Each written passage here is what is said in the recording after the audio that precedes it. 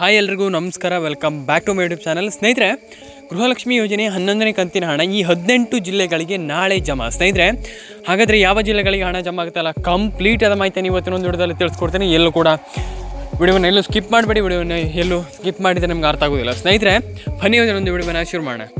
ಸ್ನೇಹಿತರೆ, ಇಲ್ಲಿ ಗೃಹಲಕ್ಷ್ಮಿ ಯೋಜನೆಯ 11ನೇ ಕಂತು ಟೋಟಲ್ ಆಗಿ ಇವಾಗ 11ನೇ ಕಂತಿನ ಹಣಕ್ಕೆ ಇವಾಗ ನಿಮಗೆ ಗೃಹಲಕ್ಷ್ಮಿ ಯೋಜನೆ ಹಣ ಇವಾಗ 11ನೇ ಕಂತಿನ ಹಣ ಇವಾಗ ಬರಲಿಕ್ಕಿರುವಂಥದ್ದು.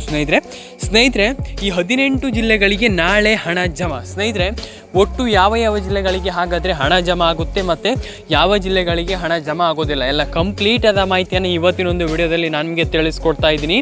ಸ್ನೇಹಿತರೆ, ವಿಡಿಯೋವನ್ನು ದಯವಿಟ್ಟು ಎಲ್ಲೂ ಕೂಡ ಸ್ಕಿಪ್ ಮಾಡಬೇಡಿ. ಯಾಕಪ್ಪ ಅಂತಂದರೆ ನಿಮ್ಗೆ ಅರ್ಥ ಆಗೋದಿಲ್ಲ. ಹಾಗಾಗಿ ಹೇಳ್ತಿರುವಂಥದ್ದು ವಿಡಿಯೋವನ್ನು ಎಂಡ್ವರೆಗೂ ಏನು ಕರೆಕ್ಟಾಗಿ ನೋಡಿ ಸ್ನೇಹಿತರೆ. ಹಾಗಾಗಿ ನೀವು ಬಿಗಿನಿಂಗಿಂದ ಎಂಡ್ವರೆಗೂ ಕರೆಕ್ಟಾಗಿ ನೋಡಿದರೆ ನಿಮ್ಗೆ ಅರ್ಥ ಆಗುತ್ತೆ. ಸ್ನೇಹಿತರೆ, ಬನ್ನಿ ಇವತ್ತಿನ ಒಂದು ವಿಡಿಯೋವನ್ನು ಮೊದಲಿಗೆ ಶುರು ಮಾಡೋಣ. ಸ್ನೇಹಿತರೆ, ಇಲ್ಲಿ ಗೃಹಲಕ್ಷ್ಮಿ ಯೋಜನೆಯ 11ನೇ ಕಂತಿನ ಹಣ ಆಲ್ಮೋಸ್ಟ್ ಫಲಾನುಭವಿಗಳು ಏನು ಕೇಳ್ತಾ ಇದ್ದೀರಪ್ಪ ಅಂತಂದರೆ, ನಮಗೆ ಹಣ ಬರ್ತಾ ಇಲ್ಲ ಸರ್, ನಮಗೆ ಹಣ ಯಾಕೆ ಬರ್ತಾ ಇಲ್ಲ, ಹಾಗಾದರೆ ನಾವು ಹಣ ಬರುವ ಹಾಗೆ ಮಾಡೋದು ಹೇಗೆ, ಯಾವ ಟ್ರಿಕ್ಸನ್ನು ಫಾಲೋ ಮಾಡಬೇಕು, ಆದರೆ ಹಣ ಬರಬೇಕಂತಂದರೆ 2,000 ರೂಪಾಯಿ ಹಣ ನಮ್ಗೆ ಬರಬೇಕಂತಂದರೆ ಏನು ಮಾಡಬೇಕು ಅಂತ ತುಂಬ ಜನ ಕೇಳ್ತಿರುವಂಥ ಕ್ವಶನೇ ಇದೇ ಇರುವಂಥದ್ದು.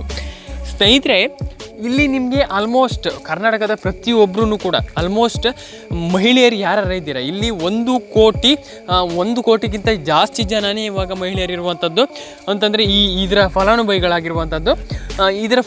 ಅಂತಂದರೆ ಗೃಹಲಕ್ಷ್ಮಿ ಯೋಜನೆ ಫಲಾನುಭವಿಗಳಾಗಿರುವಂಥದ್ದು.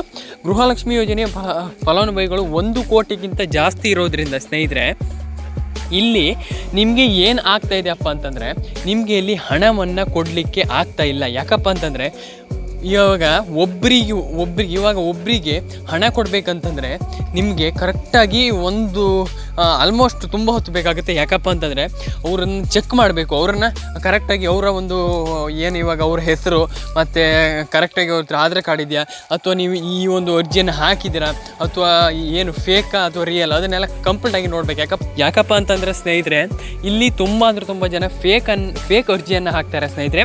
ಹಾಗಾಗಿ ಆ ಫೇಕ್ ಅರ್ಜಿಯನ್ನು ತಪ್ಪಿಸಲು ಇವಾಗ ನಿಮಗೆ ಈ ಒಂದು ಟ್ರಿಕ್ಕನ್ನು ಕಂಡುಕೊಂಡಿರುವಂಥದ್ದು ರಾಜ್ಯ ಸರ್ಕಾರ. ಆ ಫೇಕ್ ಅಪ್ಲಿಕೇಶನ್ನ ಹಾಕೋದನ್ನು ಹೇಗೆ ತಡೆಗಟ್ಟೋದು ಅಂತಂದರೆ, ಸ್ನೇಹಿತರಲ್ಲಿ ನಿಮ್ಮ ಒಂದು ಎಲ್ಲ ಪ್ರೊಫೈಲನ್ನು ಕರೆಕ್ಟಾಗಿ ನೋಡ್ತಾರೆ ಸ್ನೇಹಿತರೆ.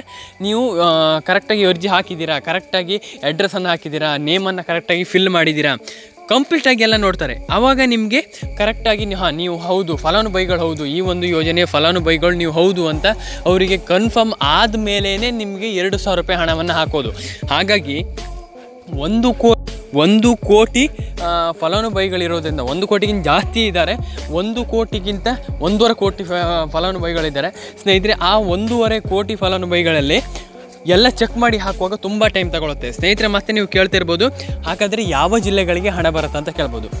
ಟೋಟಲಾಗಿ ನಾನು ನಿಮಗೆ ತಿಳಿಸ್ಕೊಡ್ತೀನಿ. ಆ ಜಿಲ್ಲೆ ಈ ಜಿಲ್ಲೆ ಅಂತ ಇಲ್ಲ ಸ್ನೇಹಿತರೆ. ಏನಪ್ಪ ಅಂತಂದರೆ, ಕರ್ನಾಟಕದ ಪ್ರತಿ ಒಂದು ಜಿಲ್ಲೆಗೂ ಕೂಡ ನಿಮಗೆ ಇಲ್ಲಿ ಹಣ ಬರುವಂಥದ್ದು. ಆ ಜಿಲ್ಲೆ ಈ ಜಿಲ್ಲೆ ಅಂತೆಲ್ಲ, ಕರ್ನಾಟಕದ ಪ್ರತಿ ಒಂದು ಜಿಲ್ಲೆಗೂ ಕೂಡ ನಿಮಗೆ ಇಲ್ಲಿ ಕರೆಕ್ಟಾಗಿ ನಿಮಗೆ ಗೃಹಲಕ್ಷ್ಮಿ ಯೋಜನೆ 2,000 ರೂಪಾಯಿ ಹಣ ನಿಮ್ಮೊಂದು ಬ್ಯಾಂಕ್ ಖಾತೆಗೆ ಜಮಾ ಆಗುತ್ತೆ ಸ್ನೇಹಿತರೆ. ಏನು ಕೂಡ ಟೆನ್ಷನನ್ನು ತಗೊಳ್ಳಿಕ್ಕೆ ಹೋಗಬೇಡಿ ಸ್ನೇಹಿತರೆ.